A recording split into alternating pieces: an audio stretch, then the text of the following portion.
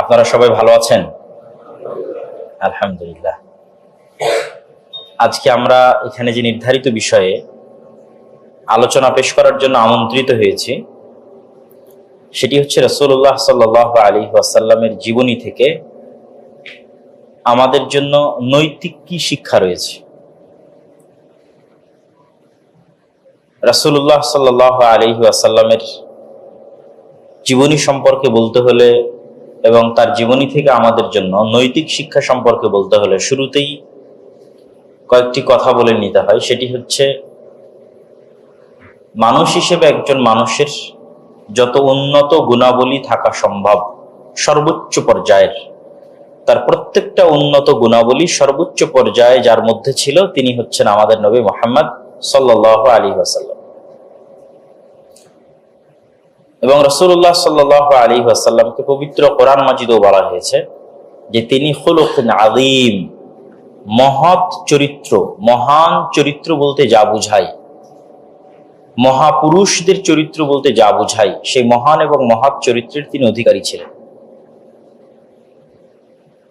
তো রাসূলুল্লাহ সাল্লাল্লাহু আলাইহি ওয়াসাল্লামের এই মহৎ এবং মহান চরিত্রের যদি একদম শুরুর দিকে আমরা যাই, যখন তিনি নবী হননি তখনকার সময়ের, তাহলে সহিহ বুখারীর একটি হাদিসে একটি ঘটনা পাওয়া যায় যেটি খুবই প্রসিদ্ধ ঘটনা, যে হেরা গুহায় যখন রাসূলুল্লাহ সাল্লাল্লাহু আলাইহি ওয়াসাল্লাম আল্লাহ সুবহানাহু তাআলার ধ্যান করতেন, ইবাদত করতেন, তখন কিভাবে ইবাদত করতেন ব্যাখ্যাকারীরা লিখেছেন যে তৎকালীন যুগে তিনি তার দাদা আব্দুল মুত্তালিবকে যেভাবে আল্লাহর ইবাদত করতে দেখেছেন সেভাবে ইবাদত করতেন।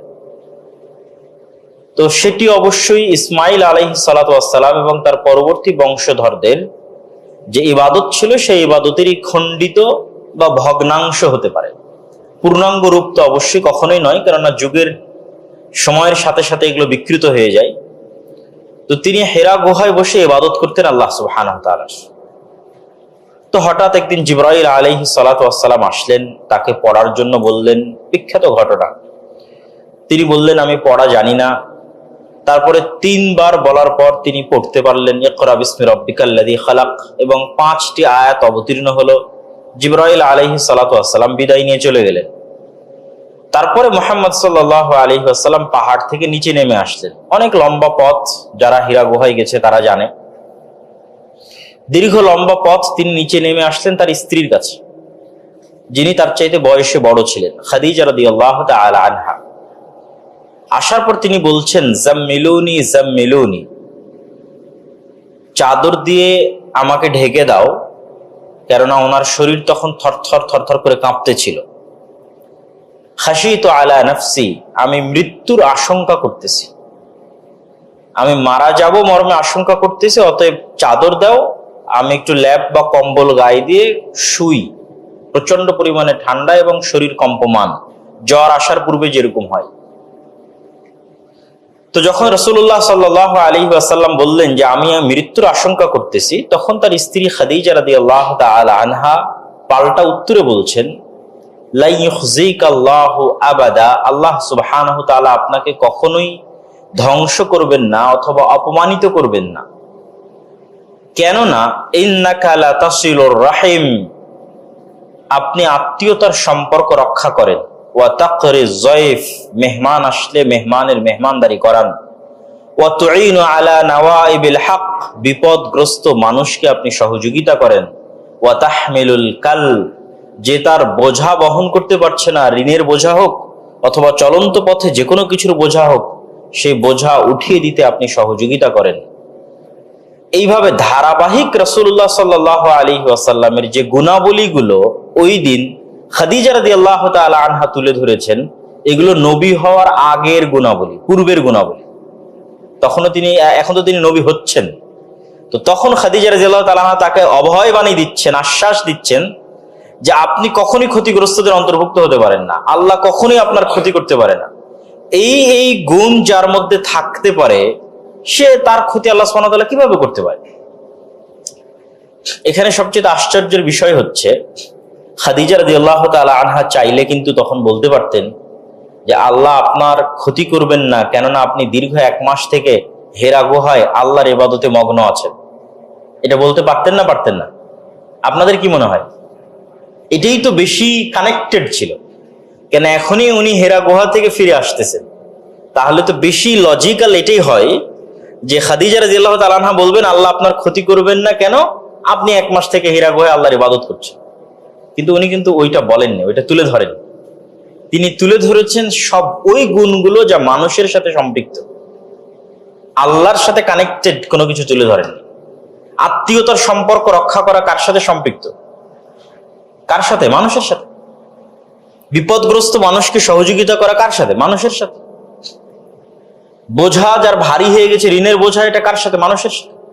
মেহমান আসলে মেহমানদারি করতে হবে, খাওয়াতে হবে, মেহমান নওয়াজি করতে হবে, কার সাথে? মানুষের সাথে। তো মুহাম্মদ সাল্লাল্লাহু আলাইহি ওয়াসাল্লাম অনেক উঁচু গুণের অধিকারী ছিলেন জন্মগতভাবে,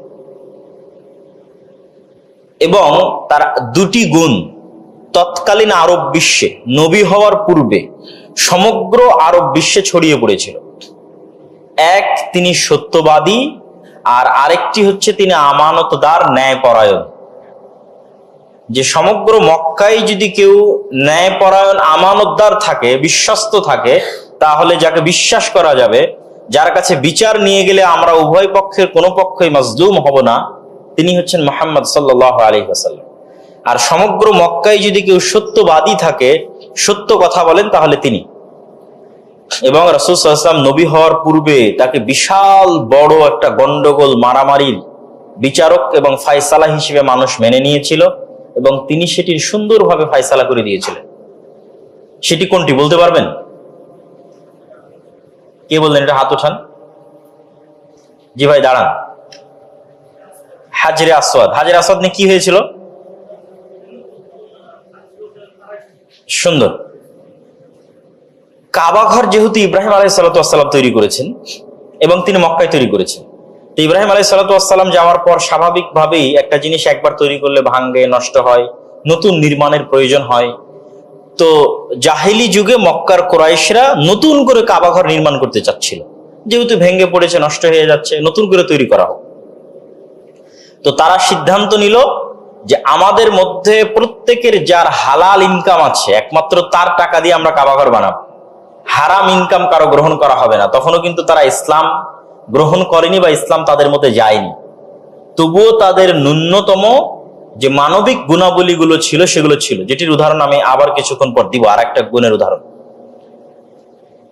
তো সবাই মিলে সিদ্ধান্ত নিল তারা হালাল টাকা দিয়ে কাবা ঘর তৈরি করবে, কিন্তু তাদের সকলের, মক্কার মানুষের, কুরাইশদের হালাল টাকা একত্রিত করার পরও কাবা ঘর তৈরি করা যাচ্ছিল না। এখন কাবা ঘরকে আমরা যে অবস্থার উপর দেখি, এটা ইব্রাহিম আলাইহিস সালামের অবস্থা নয়। এটা আপনারা জানেন কিনা আমি জানি না। আমরা এখন কাবা ঘরকে যে অবস্থার উপর দেখি, এটা ইব্রাহিম আলাইহিস সালামের অবস্থা নয়। সামনের একটু জায়গায় এরকম গোলাকার আছে যেখানে হাফ দেওয়াল দেওয়া আছে, ওইটাও পূর্ণ দেওয়াল ছিল ইব্রাহিম আলাইহিস সালামের সময়। কিন্তু যখন মক্কার কাফের মুশরিকরা তৈরি করেছে, তখন এই পর্যন্ত, এই যে 4 কোণা, এই পর্যন্ত এসে থেকে গেছে, আর বাকি টাকার যোগান দেওয়া, হালাল অর্থ সংগ্রহ করা তাদের পক্ষে সম্ভব হয়নি। ফলত তারা ওই অংশটা ছেড়ে রেখেছিল। আল্লাহর নবী একবার চেয়েছিলেন যে তিনি ওই অংশটাও পরিপূর্ণ নিয়ে নেবেন, যেটার উপর ইব্রাহিম আলাইহিস সালামের কাবা ছিল, কিন্তু ফিতনা হতে পারে, মানুষের মধ্যে গন্ডগোল, মারামারি তৈরি হতে পারে, এই কারণে তিনি আর নেননি। পরবর্তীতে আব্দুল্লাহ বিন জুবাইর একবার চেয়েছিলেন, তিনিও নেননি। পরবর্তীতে খোলাফায়ে রাশিদিনেরাও আর কেউ ওইভাবে গ্রহণ করেননি। ওই অবস্থার উপর থেকে গেছে যে অবস্থার উপর মক্কার কাফের মুশরিকরা তৈরি করেছিল। তাহলে ঘটনা কি, এই কাবা ঘর যখন নতুন করে তৈরি হচ্ছে, তখন হাজরে আসওয়াদকে এখান থেকে বের করে বাইরে রাখা হয়েছে। এখন কাবা ঘর তৈরি হয়ে গেছে। যেমন আজকের এই অনুষ্ঠানের প্রধান অতিথিকে আপনারা সম্মানের সাথে গ্রহণ করলেন, বক্তব্য দেওয়ার সুযোগ দিলেন, তো কাবা ঘরের সবচেয়ে বড় সৌন্দর্য হচ্ছে হাজরে আসওয়াদ। তো নতুন কাবা ঘরে এখন হাজরে আসওয়াদ স্থাপন করা হবে, এটা সম্মানের। তো প্রত্যেকটা গোত্র তারা পরস্পরে তর্ক বিতর্ক শুরু করে দিয়েছে যে এটি আমরা এটি করব। যখন এটি কেউ ফায়সালা দেওয়ার থাকলো না, তখন তারা সকলেই মুহাম্মদ সাল্লাল্লাহু আলাইহি ওয়াসাল্লামকে ফায়সালাকারী হিসেবে গ্রহণ করলো। মুহাম্মদ সাল্লাল্লাহু আলাইহি ওয়াসাল্লাম বললেন, তোমরা একটি চাদর দাও, চাদরের সব মাথা তোমরা ধরো। যত গোত্র প্রধান আছো, সব গোত্র প্রধানেরা চাদরের মাথা ধরলো। মুহাম্মদ সাল্লাল্লাহু আলাইহি ওয়াসাল্লাম নিজে হাজরে আসওয়াদকে চাদরের উপর উঠিয়ে দিলেন। তারপরে বললেন, এবার নিয়ে চলো এখান থেকে কাবার পাশে। সেখান থেকে কাবার পাশে নিয়ে গেল, মুহাম্মদ সাল্লাল্লাহু আলাইহি ওয়াসাল্লাম নিজে হাজরে আসওয়াদকে উঠিয়ে কাবা ঘরে স্থাপন করলেন। তাহলে তখনই যখন তার বয়স 35 বছর, তখনই তৎকালীন মক্কার কাফের মুশরিক এবং সকল মানুষ তার নেতৃত্ব, তার ন্যায়পরায়ণতা, তার আমানতদারিতা এবং তার বুদ্ধিমত্তাকে গ্রহণ করে নিয়েছিল। তার আরেকটা উদাহরণ দিই, যখন রাসূলুল্লাহ সাল্লাল্লাহু আলাইহি ওয়াসাল্লামকে আল্লাহ আদেশ দিলেন ওয়া আনযির আশীরাতাকাল আকরাবিন, হে আল্লাহর নবী, আপনি আপনার দাওয়াত আপনার নিকট আত্মীয়দের নিকটে পৌঁছে দেন, আল্লাহর আদেশ। তো প্রথম দাওয়াত দিতে হবে নিকট আত্মীয়দের নিকটে। এবং আল্লাহ কোরআনে অন্য জায়গাতেও বলেছেন কু আনফুসাকুম ওয়া আহলিকুম নারা, নিজে জাহান্নাম থেকে বাঁচো, তারপরে পরিবার পরিজনকে জাহান্নাম থেকে বাঁচাও। তাহলে মুহাম্মদ সাল্লাল্লাহু আলাইহি ওয়াসাল্লাম, আপনাকে যে আমি ওহী পাঠালাম, লা ইলাহা ইল্লাল্লাহ তাওহীদের যে দাওয়াত শিখালাম, এটি এখন আপনি আপনার আত্মীয় স্বজনের মধ্যে ছড়িয়ে দেন।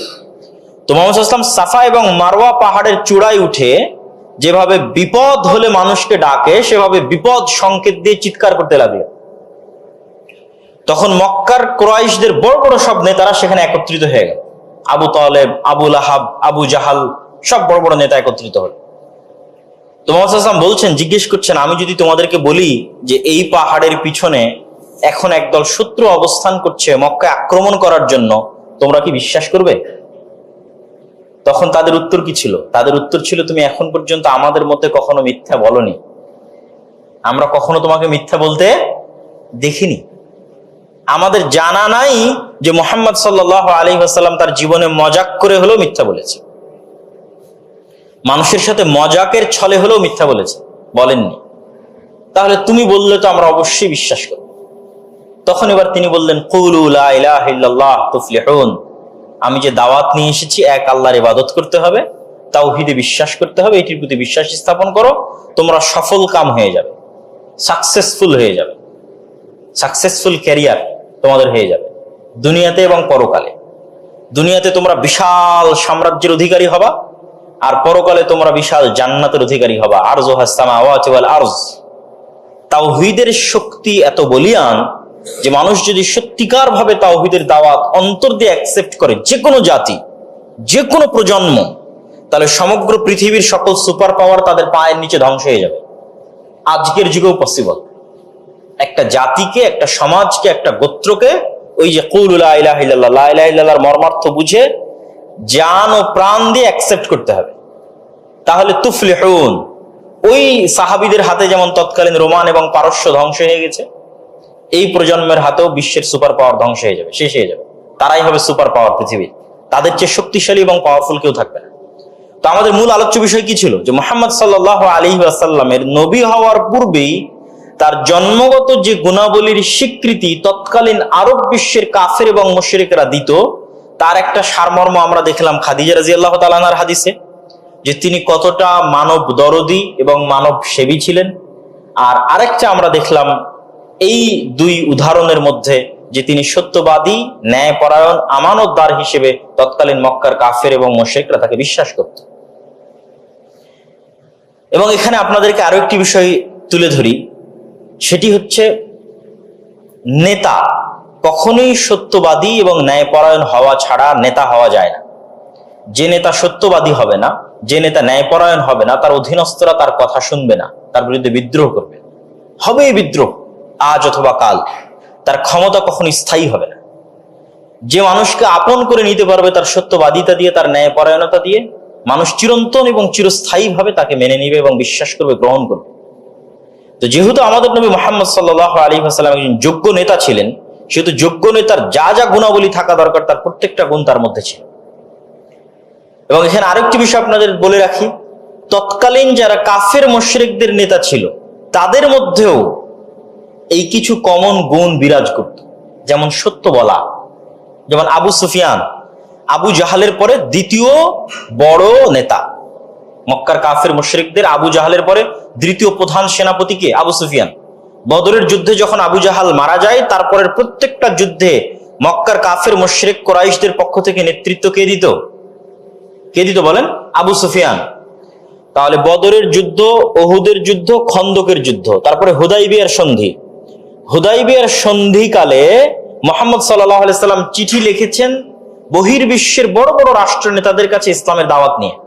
আর ঠিক ওই সময়ই আবু সুফিয়ান তার বিজনেস কাজে, যেহেতু তারা ব্যবসায়ী ছিল, মুহাম্মদ সাল্লাল্লাহু আলাইহি ওয়াসাল্লামের বংশ জন্মগতভাবে ব্যবসায়ী, পারিবারিকভাবে ব্যবসায়ী, এই জন্য তিনি মুহাম্মদ সাল্লাল্লাহু আলাইহি ওয়াসাল্লাম মুসলমানদের জন্য ব্যবসায়ী হওয়া পছন্দ করতেন, চাকরি করা নয়।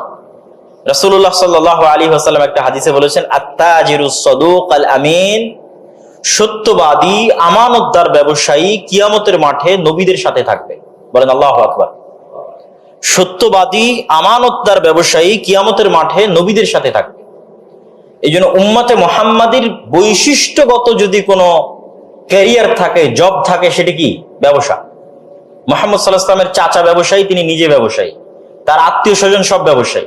তিনি খাদিজা রাদিয়াল্লাহু তাআলা আনহার ব্যবসা দেখাশোনা করতে গিয়েই ডাবল প্রফিট যখন দিয়েছেন, তখনই খাদিজা রাদিয়াল্লাহু তাআলা আনহা তাকে বিবাহের প্রস্তাব দিয়েছেন। মানে কতটা চৌকস ব্যবসায়ী হলে তিনি ডবল প্রফিট এনে দিতে পারেন সিরিয়া থেকে। তো কিন্তু ব্রিটিশদের 190 বছরের গোলামির কারণে আমরা মনে করেছি যে আমাদের চাকরি করতে হবে। চাকরি যখন কোনো উপায় থাকবে না তখন চাকরি করতে হবে, যখন কোনো রাস্তা নাই তখন চাকরি করতে হবে, তার আগ পর্যন্ত ব্যবসা করতে হবে।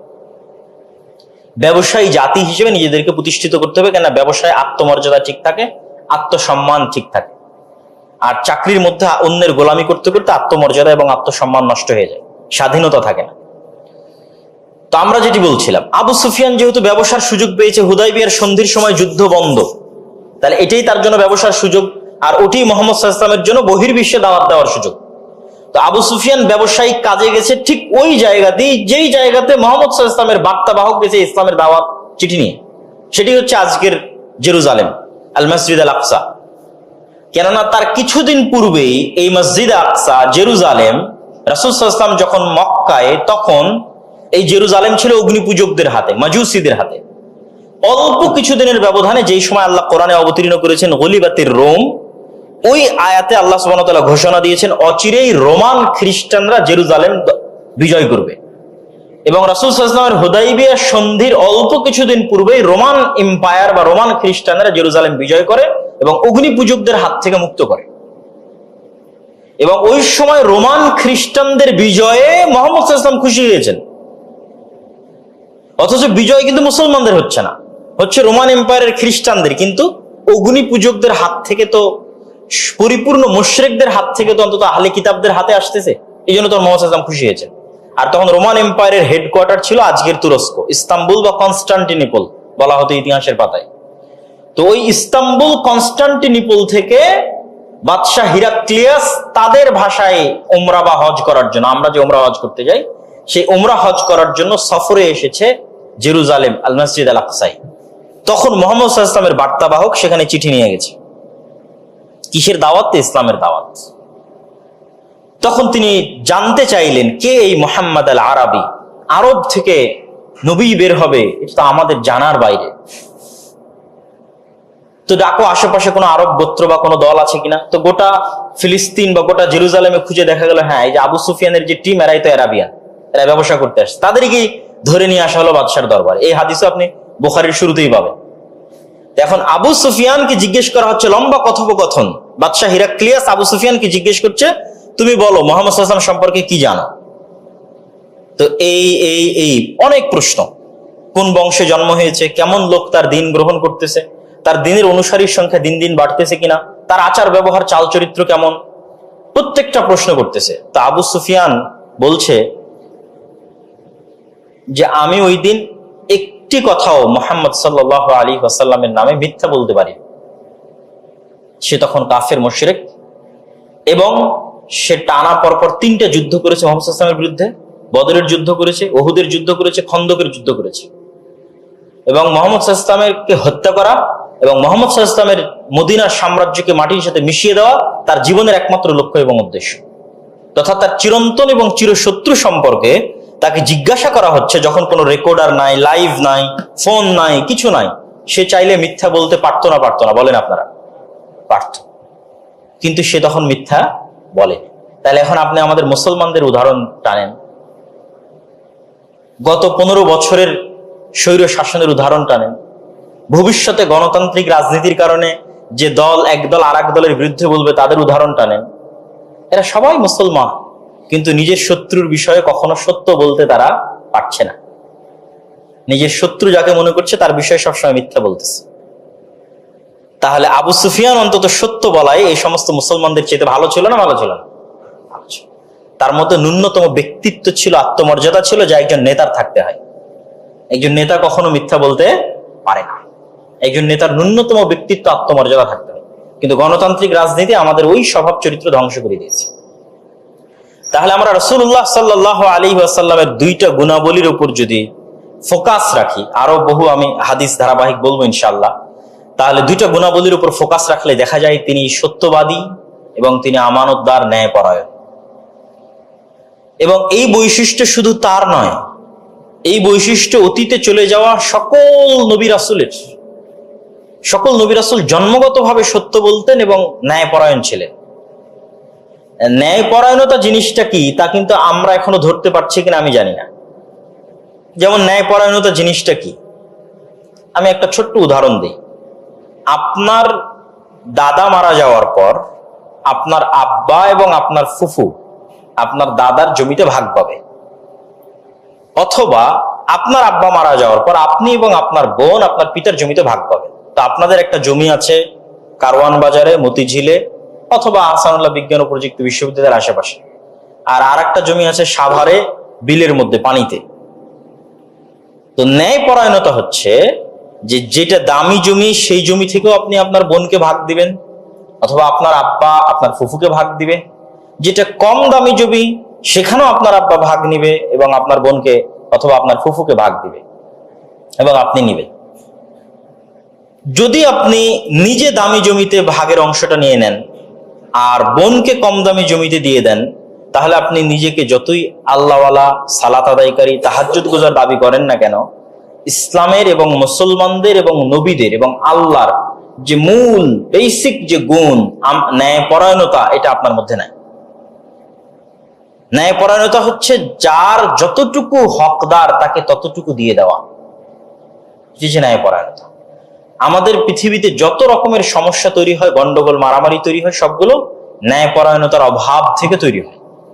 আমরা দুর্নাম করার সময় ইনসাফ করতে পারি না, আমরা পক্ষে বলার সময়ও ইনসাফ করতে পারি না। আমরা পক্ষে বললেও ন্যায়পরায়ণতার মাপকাঠি ছাড়িয়ে যাই, বিপক্ষে বললেও ন্যায়পরায়ণতার মাপকাঠি ছাড়িয়ে যায়। আল্লাহ সুবহানাহু ওয়া তাআলা নিজেও ন্যায়পরায়ণ এবং সত্যবাদী।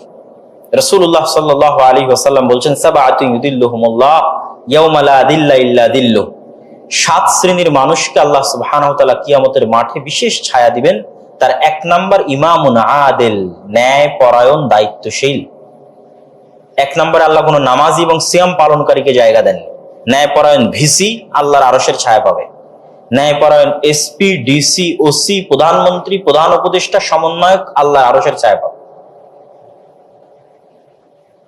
ন্যায়পরায়ণতা এক বড় মহৎ গুণ যা মানুষ অর্জন করতে পারে না, খুব কঠিন মানুষের জন্য অর্জন করা। একমাত্র 100% ন্যায়পরায়ণ হচ্ছেন আল্লাহ সুবহানাহু ওয়া তাআলা। তো আমাদের নবীও ছিলেন ন্যায়পরায়ণ। তার জীবনের যে কোনো ঘটনা আপনি উঠিয়ে দেখেন, যে ঘটনায় নাস্তিকরা তর্ক বিতর্ক করে সেই ঘটনাগুলো উঠিয়ে দেখেন, আগে পিছে চতুর্দিকে বিশ্লেষণ করে দেখেন, তার প্রত্যেকটা ডিসিশন ছিল ন্যায়পরায়ণতার মাপকাঠিতে 100% ন্যায়। তিনি কোনো মুনাফিককে হত্যা করেননি, হত্যার আদেশ দেননি। কেননা মুনাফিকেরা আড়ালে মুনাফিকি করত, মুখে তারা নিজেদেরকে মুসলিম বলেই পরিচয় দিত।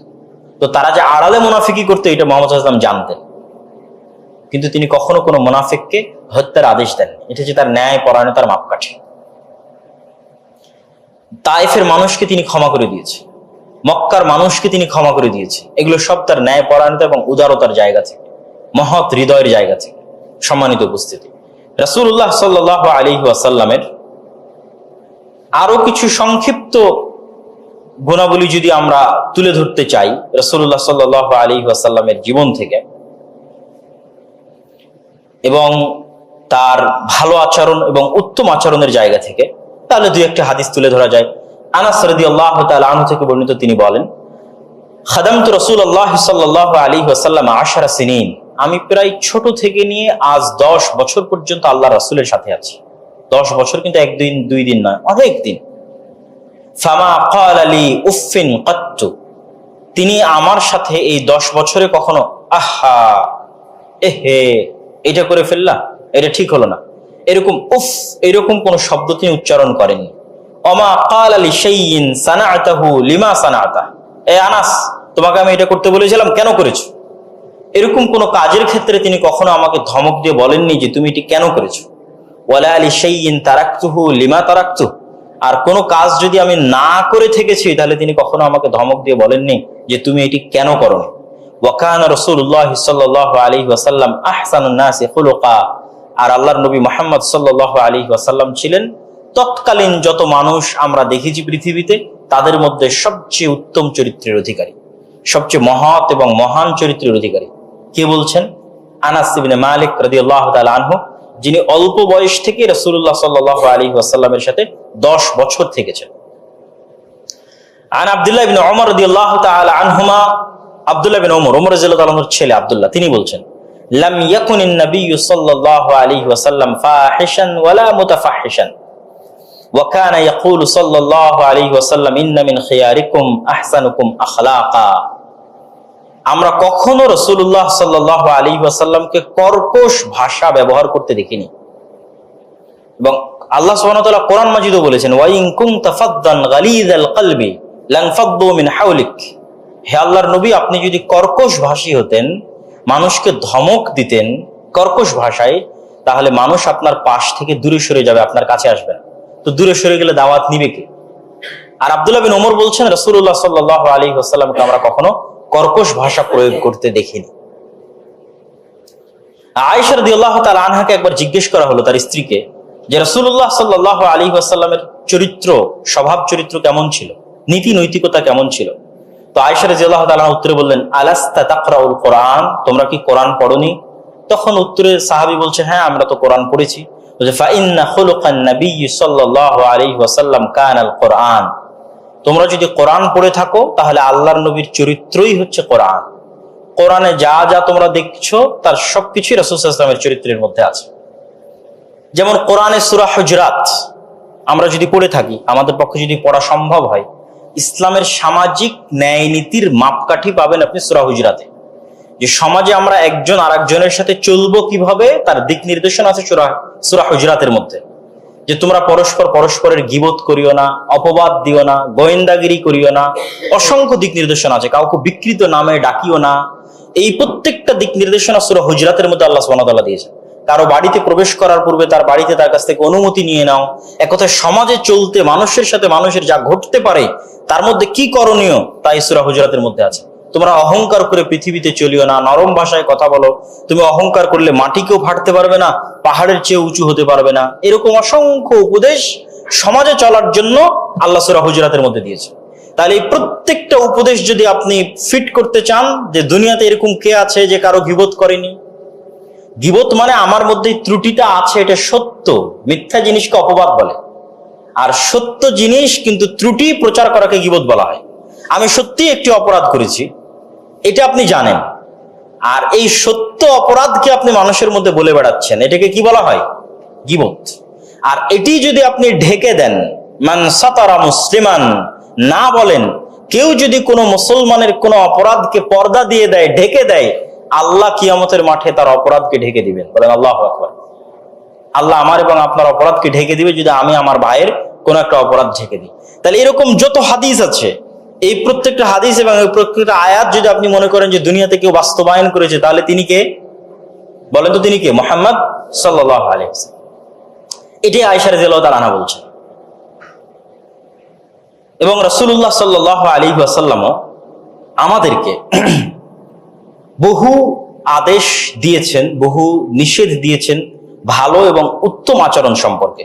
সেই আদেশ এবং নিষেধগুলো আমরা ধারাবাহিকভাবে যতগুলো সম্ভব তুলে ধরবো। তারপর আরো দু একটি উদাহরণ রাসূল সাল্লাল্লাহু আলাইহি ওয়াসাল্লামের উত্তম আচরণের আমরা দেখি। আয়েশা রাদিয়াল্লাহু তাআলা আনহা থেকে বর্ণিত, তিনি বলেন একদা রাসূলুল্লাহ সাল্লাল্লাহু আলাইহি ওয়াসাল্লামের বাড়িতে একজন ইহুদি আসলো আল্লাহর নবীর বাড়িতে। এসে বলছে আসসালামু আলাইকুম। সালাম ইহুদিরাও বলে, আজও বলে। শালোম, সাবাত শালোম, শনিবারের দিন বলবে। সাবাত হচ্ছে শনিবার, যেটাকে আরবিতে বলা ইয়াউমুস সাbt, ওটাই হিব্রুতে হয়ে গেছে সাবাত। আর আরবিতে যেটা সালাম সেটাই হিব্রুতে শালোম। ঠিক আছে, ওরা মানুষের সাথে যখন দেখা যায় শালোম মানে সালাম। তো তো ইহুদিরাও সালাম দিত, মুসলমানেরাও সালাম দিত। তো আরবিতে একটা শব্দ আছে সালামের পরিবর্তে, সেটা হচ্ছে সাম। সাম মানে বিষ, যা দিলে মানুষ মরে যায়। তো ওই ইহুদি বাড়িতে এসে বলছে আসসালামু আলাইকুম, মানে মোহাম্মদ তোমার মৃত্যু হোক, নাউজুবিল্লাহ। তখন এই কথাটা আয়েশা রাদিয়াল্লাহু তাআলা আনহা বাড়ির মধ্যে থেকে শুনে নিয়েছে। শুনে নিয়ে তিনি প্রচন্ড ক্ষিপ্ত হয়ে গেছে। আয়েশা রাদিয়াল্লাহু তাআলা আনহা প্রচন্ড ক্ষিপ্ত হয়ে তিনি বলছেন আলাইকুম ওয়া লাআনাকুমুল্লাহ ওয়া গাযাবাল্লাহু আলাইকুম, বলছে মৃত্যু আল্লাহর নবীর না, মৃত্যু তোমাদের হোক, আল্লাহর অভিশাপ আর আল্লাহর লানত তোমাদের উপর বর্ষিত হোক। তো আয়েশা রাদিয়াল্লাহু তাআলা আনহা মহিলা মানুষে ক্ষিপ্ত হয়ে গেছে। তখন মুহাম্মদ সাল্লাল্লাহু আলাইহি ওয়াসাল্লাম তাকে বলছেন মাহলান ইয়া আয়েশা, থামো থামো আয়েশা থামো, আলাইকি বিররিফক, মানুষের সাথে নম্র আচরণ করো, মানুষের সাথে ভদ্র আচরণ করো। আলাইকি বিররিফক, মানুষের সাথে নরম হও। ওয়া ইয়াকা ওয়াল উনফ ওয়াল ফুহশ, মানুষের সাথে কর্কশ খারাপ বদমেজাজি আচরণ করিও না। তখন আয়েশা রাদিয়াল্লাহু তাআলা আনহা বলছেন আওয়ালাম তাসমা মা ক্বালু, আল্লাহর নবী আপনি কি শোনেননি এই ইহুদি কি বলেছে আপনাকে, আপনি কি এটা শোনেননি? তখন রাসূল সাল্লাল্লাহু আলাইহি ওয়াসাল্লাম উত্তরে বলছে যে হ্যাঁ আমি শুনেছি, কিন্তু তুমি কি শুনছো না আমি তোমাকে কি বলছি? আমি কি বলতেছি যে মানুষের সাথে নম্র এবং ভদ্র আচরণ করতে হবে। এবং আমি তাদের উত্তরে ওয়া ইয়াক, আসসালামু আলাইকুমের উত্তরে ওয়া ইয়াকুম আমি বলেছি, যেটির অর্থ হচ্ছে তারা আমার জন্য যে বদদোয়া করেছে তাদের জন্য সেই বদদোয়া প্রয়োগ হোক। তো এই যে রাসূলুল্লাহ সাল্লাল্লাহু আলাইহি ওয়াসাল্লামের জীবনের বিভিন্ন ঘটনা, এই ঘটনা অসংখ্য ঘটনা আমরা তুলে ধরতে পারবো, যে ঘটনাগুলো দ্বারা তার নীতি নৈতিকতা, তার চারিত্রিক উন্নতি ফুটে ওঠে।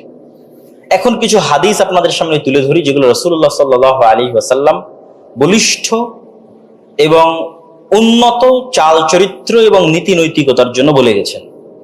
রাসূলুল্লাহ সাল্লাল্লাহু আলাইহি ওয়াসাল্লাম বলেন আনা যাঈমুন বিবাইতিন ফি রাবাদিল জান্নাহ, আমি জান্নাতের সর্বোচ্চ স্থানে একটি বাড়ির জিম্মেদার, জামিনদার ওই ব্যক্তির জন্য, লিমান তারাকাল মিরাআ ওয়া ইন কানা মুহিক্কান, যে ব্যক্তি গন্ডগোল ছেড়ে দিবে, তর্ক বিতর্ক ছেড়ে দিবে যদিও সে হকের উপর থাকে।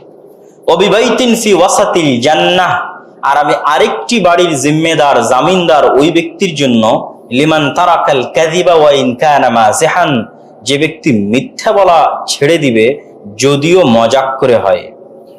ওয়া বিবাইতিন ফি আ'লাল জান্নাহ, আর আমি আরেকটি বাড়ির জিম্মেদার, জামিনদার জান্নাতে তার জন্য, লিমান হাসানা খুলুকাহ, যে ব্যক্তি তার আচরণকে, চাল চরিত্রকে, ব্যবহারকে উত্তমে পরিণত করবে। রাসূলুল্লাহ সাল্লাল্লাহু আলাইহি ওয়াসাল্লাম বলেন ইন্নামা বুইসতু লিউতাম্মিমা মাকারিমাল আখলাক, তিনি আরো বলেন মা মিন শাইইন আসকাল ফি মিজান, এমন কোন আমল নেই যে আমল মিজানের দাড়িপাল্লায় ভারী হতে পারে উত্তম আচরণের তুলনায়। মিজানের দাড়িপাল্লায় উত্তম আচরণ যত ভারী হবে, তার চাইতে ভারী কোনো নেকি, কোনো আমল পৃথিবীতে নাই। রাসূলুল্লাহ সাল্লাল্লাহু আলাইহি ওয়াসাল্লাম বলেন মিন হুসনি ইসলামিল মারই তারকুহু মা লা ইয়ানিহ, একজন মুসলমানের সবচেয়ে উত্তম বৈশিষ্ট্য এমন কথা ও কাজ পরিত্যাগ করা যেই কথা ও কাজের কোনো উপকার নেই। আড্ডা দেওয়া, গল্প গুজব করা, অযথা কাজে সময় নষ্ট করা, ফেসবুক, ইউটিউব, টুইটার, টিকটকে সময় নষ্ট করা। একজন মুসলমানের সবচেয়ে উত্তম বৈশিষ্ট্য হচ্ছে এমন কাজ ছেড়ে দেওয়া যেই কাজের কোনো উপকার, কোনো ভালো, কোনো কল্যাণকর দিক নেই। রাসূলুল্লাহ সাল্লাল্লাহু আলাইহি ওয়াসাল্লাম বলেন লা ইয়াদখুলুল জান্নাতা মান কানা ফি কলবিহি মিসকালা যাররাতিন মিন কিবার, ওই ব্যক্তি কখনোই জান্নাতে প্রবেশ করতে পারবে না যার অন্তরের মধ্যে অহংকার রয়েছে। অহংকার থেকে মানুষ খারাপ আচরণ করে। রাসূলুল্লাহ সাল্লাল্লাহু আলাইহি ওয়াসাল্লাম আরো বলেন মান কানা ইউমিন বিল্লাহি ওয়াল ইয়াউমিল আখির ফালইউকরিম জারাহ, যে ব্যক্তি আল্লাহর উপর বিশ্বাস রাখে, পরকালের প্রতি বিশ্বাস রাখে, সে যেন তার পাড়া প্রতিবেশী, আত্মীয় স্বজনের সাথে উত্তম আচরণ করে।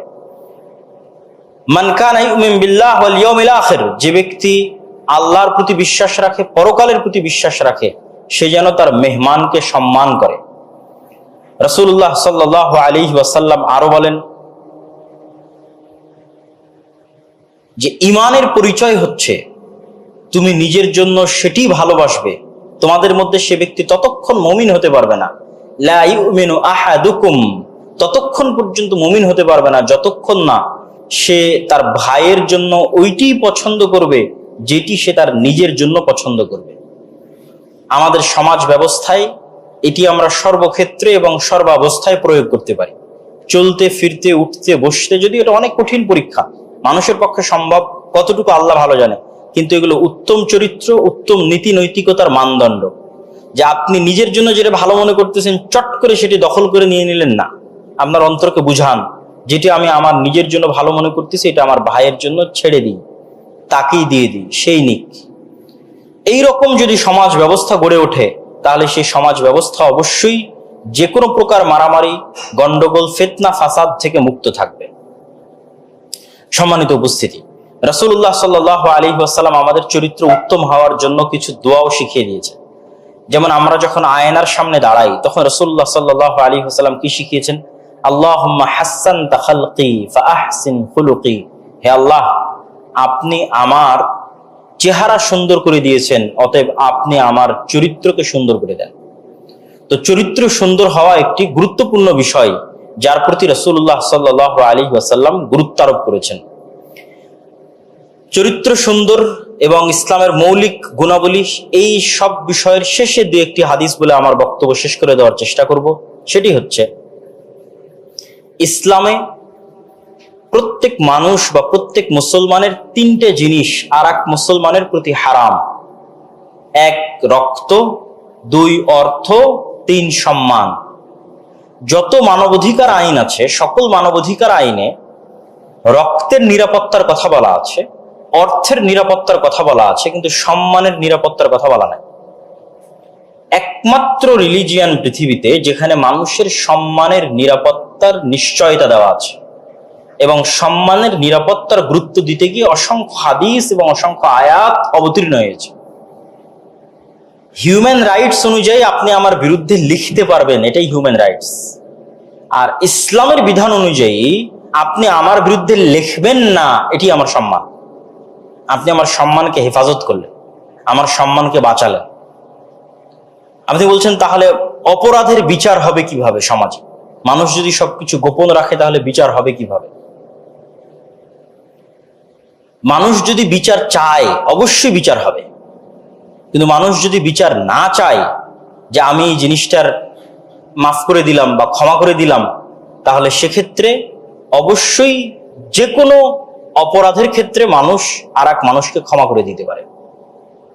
যেমন হাবিল বলেছিল কাবিলকে যে তুমি আমাকে হত্যা যদি করতে চাও হত্যা করো, আমি তোমাকে পাল্টা হত্যা করব না। তো ব্যক্তিগত দ্বন্দ্বের ক্ষেত্রে, আমি সামাজিক বা রাষ্ট্রীয় দ্বন্দ্বের কথা বলছি না, বা এখান থেকে আমি সন্ন্যাসবাদকে প্রমোট করছি এটিও না। ব্যক্তিগত দ্বন্দ্বের ক্ষেত্রে মানুষের সর্বোচ্চ পর্যায়ের ছাড় দেওয়া উচিত। যখনই সেটি রাষ্ট্রীয়, দেশীয় বা শারঈ আল্লাহর বিধিবিধানগত কোনো বিষয় আসবে, তখন অবশ্যই আল আমরু বিল মারুফ ওয়ান নাহি আনিল মুনকার, সৎ কাজের আদেশ এবং অসৎ কাজে বাধা প্রদানের যে আল্লাহর আদেশগুলো রয়েছে সেগুলোই প্রয়োগ হবে। কিন্তু কেউ আমার সাথে ব্যক্তিগতভাবে খারাপ ব্যবহার করতেছে, ব্যক্তিগত শত্রুতা করতেছে, তখন মানুষ যত উন্নত চরিত্রের বহিঃপ্রকাশ করতে পারে তত ভালো। তো কি বলছিলাম, তিনটে জিনিস মানুষের প্রতি আর এক মানুষের পক্ষ থেকে হারাম করা আছে, এবং ইসলামের সকল মূলনীতির ঊর্ধ্বে এই মূলনীতি, সেটি হচ্ছে জীবনের হেফাজত। শুকুর খাওয়া হারাম, কিন্তু জীবন বাঁচানোর জন্য হালাল। প্রত্যেকটা হারাম হালাল হতে পারে জীবন বাঁচানোর জন্য, আর প্রত্যেকটা হালাল হারাম হয়ে যেতে পারে জীবন বাঁচানোর জন্য। জীবন বাঁচানোর চাইতে বড় বিধান এবং বড় ফরজ ইসলামে নাই। এমনকি রাসূলুল্লাহ সাল্লাল্লাহু আলাইহি ওয়াসাল্লাম বলেছেন, কাবা ঘর ধ্বংস হওয়া আল্লাহর নিকটে অনেক হালকা অপরাধ। যে আমি আপনি দুইটা কোড়াল নিয়ে গিয়ে কাবা ঘর ধ্বংস করে দিলাম, বা বম নিয়ে গিয়ে কাবা ঘর ধ্বংস করে দিলাম, এটা অনেক কম অপরাধ আমি আরেকজনকে হত্যা করছি নিরপরাধ মানুষকে সেটির চাইতে। নিরপরাধ মানুষকে হত্যা করা আল্লাহর নিকটে কাবা ঘর ধ্বংস করার চাইতে বড় অপরাধ। রাসূলুল্লাহ সাল্লাল্লাহু আলাইহি ওয়াসাল্লাম আরেক হাদিসে বলেন, সারা পৃথিবীর সব মানুষ একত্রিত হয়ে যদি একজন নিরপরাধ মানুষকে হত্যা করে, লাকাব্বাহুমুল্লাহু জামিআন ফিন্নার, তাহলে সারা পৃথিবীর সব মানুষকে আল্লাহ একজন নিরপরাধ মানুষকে হত্যার অপরাধে জাহান্নামে নিক্ষেপ করতে চুল পরিমাণ দ্বিধাবোধ করবেন না। তাহলে ইসলামে মানুষের জীবন রক্ষার চাইতে বড় কিছু নাই। তো রাসূলুল্লাহ সাল্লাল্লাহু আলাইহি ওয়াসাল্লাম যে গুণাবলীগুলো নিজে ধারণ করতেন, যে গুণাবলীগুলো মানুষের কাছে ছড়িয়ে দিতেন, তার যদি আমরা সম্পূর্ণরূপে সারমর্ম করি তাহলে 5টা বিষয়ের মধ্যে আমরা সীমাবদ্ধ করতে পারবো। 1, সত্য বলা, ন্যায় পরায়ণ হওয়া। আপনি গত 15 বছর যত ওসি, ডিসি, এসপি, মন্ত্রী ছিল তাদের 60-70% নামাজি, হাজি, ওমরাকারী ছিল, কিন্তু সে একজন ওসি হিসেবে তার দায়িত্বে ন্যায় পরায়ণ ছিল না। তার মানে সে ইসলাম কি এটা বুঝিনি। বাইতুল মুকাররমে পাঞ্জাবি মাথায় দিয়ে, টুপি মাথায় দিয়ে, দাড়ি রেখে মানুষ মারামারি করতেছে। তার মানে তার কাছে ইসলাম বাহ্যিক এবং আক্ষরিক অর্থে ধরা দিয়েছে নামাজ হিসেবে, কিন্তু ইসলাম এজ এ দিন, as a complete code of life, তার বেসিক এলিমেন্ট হচ্ছে ন্যায়পরায়ণতা। আল্লাহ সুবহানাহু ওয়া তাআলা নিজে ন্যায়পরায়ণ, এবং এই ন্যায়পরায়ণতার মাপকাঠিতে তিনি কিয়ামতের মাঠে বিচার করবেন। তার কাছে কোনো ডিসক্রিমিনেশন নাই, কোনো বৈষম্য নাই। পৃথিবীর সকল মানুষ তার কাছে সমান। ইন্না আবাকুম ওয়াহিদ, রাসূল সাল্লাল্লাহু আলাইহি ওয়াসাল্লাম বলেছেন, তোমাদের সকলের পিতা একজন। জো বাইডেনের পিতা আর ডক্টর ইউনূসের পিতা একজন। এই জন্য আল্লাহর কাছে কোনো ডিসক্রিমিনেশন নাই, না কালার ডিসক্রিমিনেশন, আর না ট্রাইবাল ডিসক্রিমিনেশন, না গোত্র, না জাতি, না নেশন, না ভাষা, কোনো কিছুর ভিত্তিতে নাই। তিনি এই জন্য ন্যায়পরায়ণ। ন্যায়পরায়ণতা হচ্ছে ইসলামের সবচেয়ে বড় মাপকাঠি। আর বাকি 3টে জিনিস কি? মানুষের জীবনকে হেফাজত করা, মানুষের অর্থকে হেফাজত করা, মানুষের সম্মানকে হেফাজত করা। ইসলামী খেলাফা বা ইসলামী রাষ্ট্র ব্যবস্থা প্রতিষ্ঠা হওয়া মানে সবাই আমরা আজকে আহসানুল্লাহ বিজ্ঞান ও প্রযুক্তি বিশ্ববিদ্যালয়ে ইসলাম কায়েম করে দিলাম মানে সবাই নামাজ পড়তে আসবে, এটি না। আর সব বোনেরা পর্দা করবে, এটি না। আহসানুল্লাহ বিজ্ঞান ও প্রযুক্তি বিশ্ববিদ্যালয়ে ইসলাম কায়েম করলাম মানে এখানে কেউ অন্যায়ের শিকার হবে না, তখন ইসলাম কায়েম হয়ে গেছে। বাকিগুলো মানুষের ব্যক্তিগত ইবাদত, দাওয়াত দিব, করতে থাকবে। কিন্তু ইসলাম কায়েম হয়ে গেছে যখন এখানে অন্যায় থাকবে না, যখন এখানে মানুষের জীবনের হেফাজত থাকবে, যখন এখানে মানুষের অর্থের হেফাজত থাকবে, যখন এখানে মানুষের সম্মানের হেফাজত থাকবে। এবং 5টা মৌলিক অধিকার কল্যাণমূলক রাষ্ট্র বা ইসলাম তাকে দিবে।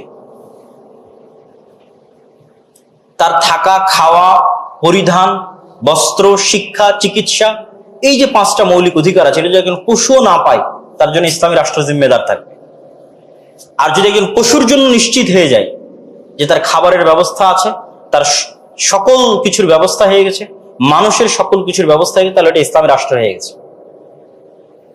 এবং ইসলামী রাষ্ট্রের অর্থনীতি হবে সুদমুক্ত।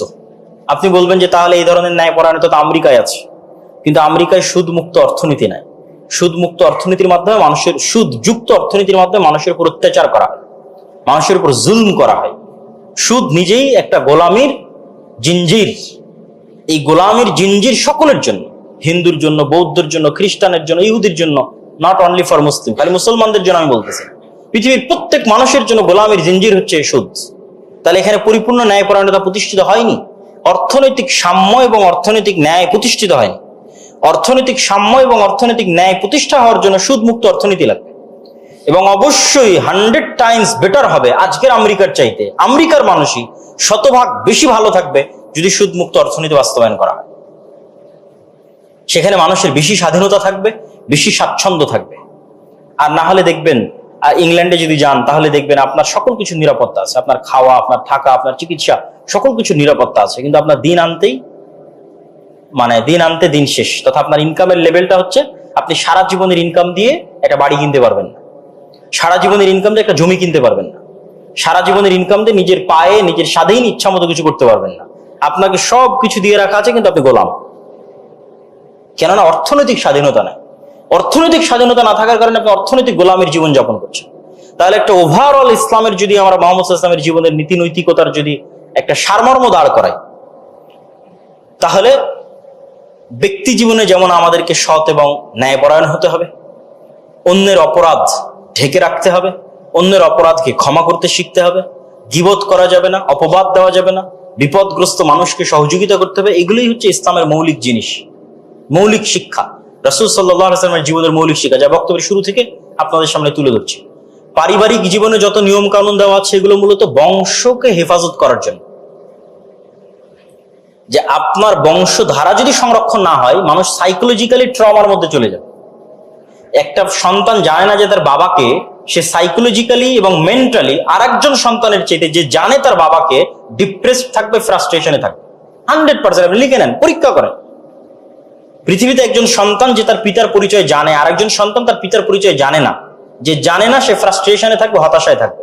পিতার পরিচয় যেন মানুষ জানতে পারে, এই জন্য পারিবারিক সিস্টেম, পরিবারের দুর্গ, এই জন্য অবৈধ সম্পর্ক নিষিদ্ধ, এই জন্য রিলেশনশিপ নিষিদ্ধ, এই জন্য একমাত্র মানুষের নারী এবং পুরুষের কাছে যাওয়ার একমাত্র বৈধ মাধ্যম হচ্ছে বিবাহ। এই জন্য তালাকের এই লম্বা প্রসেস, এগুলো সবগুলো মানুষের বংশধারাকে সংরক্ষণ করার জন্য। আর শয়তান কিন্তু সবচেয়ে বড় আঘাতটা এই জায়গাতেই করে। আপনাদের তো জানার কথা যে ইবলিস যখন বসে তার বিশাল সিংহাসন নিয়ে, তখন সবচেয়ে বেশি খুশি হয় কাউকে জেনা করাতে পারলে না, সবচেয়ে বেশি খুশি হয় যদি স্বামী স্ত্রীর মধ্যে বিচ্ছেদ ঘটাতে পারে। কেন? এটাতে পরিবার ধ্বংস হয়।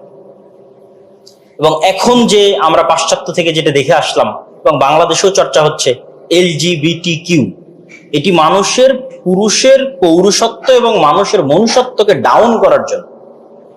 ফেরাউনের পৌরুষত্ব এবং মনুষ্যত্ব ডাউন ছিল না, চরম লেভেলের অহংকারী ছিল, কিন্তু পুরুষ ছিল। যে ফেরাউন যদি মনে করতো মনে মনে যে সে একজন নারী, তাহলে স্বাভাবিক পৌরুষত্ব এবং স্বাভাবিক মনুষ্যত্ব ডাউন হয়ে যেত। আবু জাহাল, আবু লাহাব, আবু সুফিয়ান, তারা পুরুষ ছিল এবং মানুষ ছিল, যেটা আমি বললাম যে সত্য বলতো। ইমানে তাদের সমস্যা ছিল, কিন্তু ব্যক্তিত্ব এবং আত্মমর্যাদা, আত্মসম্মানে স্ট্রং পার্সোনালিটির অধিকারী ছিল। আমরা যেন স্ট্রং পার্সোনালিটির অধিকারী হতে না পারি, সব যেন শয়তানের গোলাম হয়ে যায়, এই জন্য এই ধরনের থিওরিগুলো সমাজে বাস্তবায়ন করা হচ্ছে। তাহলে ব্যক্তি জীবনের কথা বললাম, পারিবারিক জীবনের কথা বললাম, সামাজিক জীবনে ন্যায় বিচার, সাম্যতা, আর রাষ্ট্রীয় জীবনে 5টা বিষয়ের মৌলিক অধিকার এবং জান, মাল, অর্থ এবং সম্মানের নিরাপত্তা। এগুলো হচ্ছে ইসলামের জিম্মেদারি, এগুলোই ইসলামের থিওরি। এই ইসলামের সৌন্দর্যগুলো কিন্তু আমরা মানুষের সামনে ফুটিয়ে তুলতে পারি না। আমরা ঘুরে ফিরে কিন্তু একই গর্তে ঘুরপাক খাচ্ছি। ডেমোক্রেসি, গণতন্ত্র, 15 বছর যারা ছিল আবার নতুন এরকমই আসবে, তারা এই একটা জিনিসও ফুলফিল করতে পারবে না। কেননা ডেমোক্রেসির মধ্যে সক্ষমতা নাই যে সে এটা ফুলফিল করবে, এটা নাই। আপনাকে একমাত্র সমাধান হিসেবে খুঁজে নিতে হবে ইসলাম। ইসলাম আপনাকে পরিপূর্ণ নিরাপত্তা, পরিপূর্ণ সম্মান, পরিপূর্ণ শান্তি পৃথিবীর যে কোনো তন্ত্র মন্ত্রের চেয়ে বেশি দিতে পারবে। এবং এইটি আমাদের মধ্যে চর্চা হতে হবে, আমাদের নলেজ থাকতে হবে এবং আমাদের কথাবার্তা বলতে হবে, জানতে হবে এবং মানুষকে জানাতে হবে যে আমরা যে সংগ্রাম করলাম, যুদ্ধ করলাম, জীবন দিলাম বাংলাদেশে শান্তি প্রতিষ্ঠা করার জন্য, সাম্য, ন্যায় বিচার, ন্যায় নীতি প্রতিষ্ঠা করার জন্য, এটা ইসলাম ছাড়া কোনো মতেই সম্ভব নয়, অন্য আর কোনো কিছু দিয়ে সম্ভব নয়। কিন্তু ইসলামের এই সুন্দর চেহারাটা আমরা লুকিয়ে রাখি, মানুষের সামনে তুলে ধরি না। সম্মানিত উপস্থিতি, তো রাসূলুল্লাহ সাল্লাল্লাহু আলাইহি ওয়াসাল্লামের জীবনী থেকে আমাদের শিখার অনেক কিছুই আছে। আমি শুধু নীতি নৈতিকতা, উত্তম চরিত্র, আচার ব্যবহার, এই অংশটুকু ফুটিয়ে তোলার চেষ্টা করলাম। আল্লাহ সুবহানাহু ওয়া তাআলা আমাদের সকলকে উক্ত আলোচনা থেকে জানার, চিন্তার খোরাক নেওয়ার, রাসূল সাল্লাল্লাহু আলাইহি ওয়াসাল্লামের জীবনে আরো বেশি পড়ার, প্রতিটা ঘটনা, প্রতিটা ধাপ, প্রতিটা অংশ পড়ার এবং চিন্তা ভাবনা করার, যে তিনি কোন সিচুয়েশন কিভাবে ডিল করতেন, কোন পরিবেশে, কোন পরিস্থিতিতে মানুষের সাথে কিভাবে কথা বলেছেন। আমরা যদি ওই গুণাবলীগুলো আমাদের মধ্যে ধারণ করতে পারি, যেটা দিয়ে বক্তব্য শুরু করেছিলাম, আমরাও একদিন বিজয়ী হব এবং আজকের সুপার পাওয়ারেরাও একদিন আমাদের পায়ে পদানত হবে। যেমন ইতিহাসে সংঘটিত হয়েছিল, ভবিষ্যতেও এটি সম্ভব, কিন্তু পরিবর্তন আসতে হবে আমাদের নিজেদের মধ্যে থেকে, আমাদের চাল চরিত্র এবং স্বভাব চরিত্রের মধ্যে থেকে। আল্লাহ সুবহানাহু ওয়া তাআলা আমাদের কবুল করুক। আল্লাহুম্মা আমিন। ওয়া আখিরু দাওয়ানা আলহামদুলিল্লাহি রাব্বিল আলামিন। আসসালামু আলাইকুম ওয়া রাহমাতুল্লাহি ওয়া বারাকাতুহু।